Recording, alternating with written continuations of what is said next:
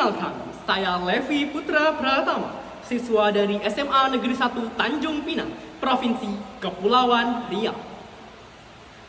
Sayang tersangkut batang cendana, daun berkurik tumbuh di dusun, di mana pemuda seribu rencana, Levi Putra Pratama sedia berhimpun.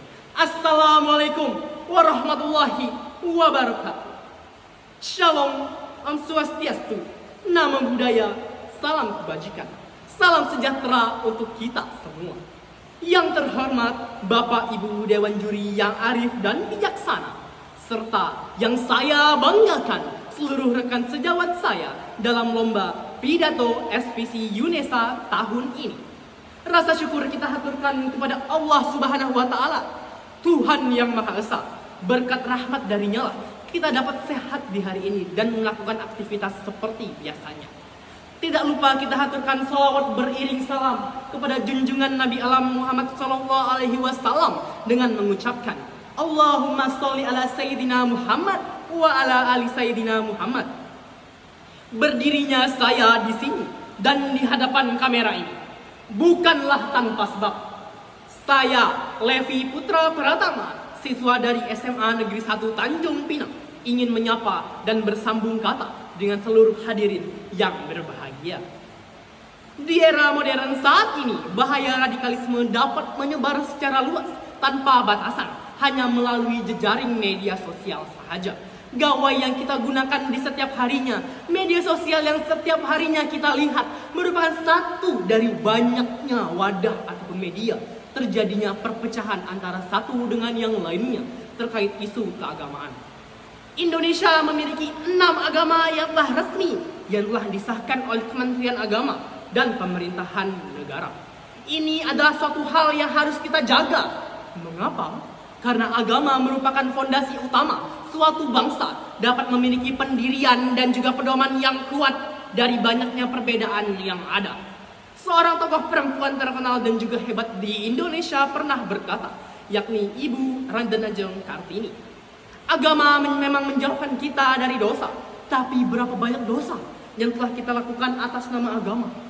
Ini seharusnya menjadi sebuah pandangan baru yang nyata akan situasi konflik keagamaan di tanah air kita. Menurut data dari Kementerian Agama, sudah tercatat lebih dari 85 kasus terkait isu keagamaan dalam skala yang besar, yang mencakup berbagai bentuk dalam 3 tahun terakhir ini. Mulai dari kebijakan pelarangan pembangunan tempat ibadah, pelarangan perayaan keagamaan, ataupun pelarangan pelaksanaan ibadah. Agama di Indonesia seakan-akan hanya menjadi tameng belaka akan keserakahan manusia dengan segala keinginannya. Mereka tidak mau mentoleransi jalanan yang macet akibat partisipasi agama. Mereka tidak mau melihat banyak kertas yang bertaburan saat agama Konghucu sedang beribadah. Seolah-olah apa yang dilakukan oleh agama lain itu adalah suatu hambatan dan gangguan bagi diri mereka untuk mencapai suatu tujuan.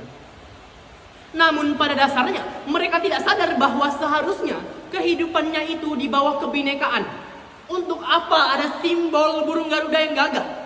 Untuk apa para pahlawan menciptakan Bhinneka Tunggal Ika? Dan untuk apa kita mengaku kaya akan budaya? Tetapi kita selalu melihat itu semua saat itu sebagai berlian sahaja. Indonesia telah mencetuskan Undang-Undang Dasar tahun 1945 pada bab 9 terkait agama pasal 29 ayat 2 yang berbunyi, negara menjamin kemerdekaan tiap-tiap penduduk untuk memeluk agamanya masing-masing dan untuk beribadat menurut agamanya dan kepercayaannya itu. Seharusnya apabila kita sebagai warga negara masih melarang, menggunjing, atau bahkan menghina tentang agama, kita sudah sepatutnya malu. Karena bahkan negara saja sudah mengatur hal ini untuk mencapai kerukunan dan ketentraman hidup. Tetapi mengapa kita malah berbuat sebaliknya dan merugikan banyak orang di sekitar kita? Hadirin yang berbahagia, Indonesia bagaikan kapal laput yang menampung jutaan intan dan berlian, kaya, indah dan beragam, namun mudah tenggelam, goyang dan juga goyah. Inilah yang seharusnya menjadi pegangan kita sebagai warga negara atau bahkan sebagai generasi muda, agar kita tidak mudah tenggelam akan globalisasi yang membawa bahaya radikal seperti spektrum ilusi. Sudah keharusan kita untuk menjaga harmonisasi dan inklusivitas kehidupan di tengah banyaknya perbedaan. Menjaga keutuhan NKRI merupakan kewajiban bagi setiap warga negara. Agama bukanlah kedok belaka, bukan juga tameng yang pantas untuk kita jadikan sebagai penyebab utama dari semua kegaduhan yang terjadi di antara kita. Maka dari itu, saya berdiri di sini sebagai generasi muda bangsa ingin mengajak kita semua untuk saling menjaga toleransi agar antar umat beragama. Kita sudah sepantasnya bergandeng tangan dan membantu satu dengan yang lainnya untuk mencapai kehidupan Pancasila yang saling menghargai dan saling menghormati.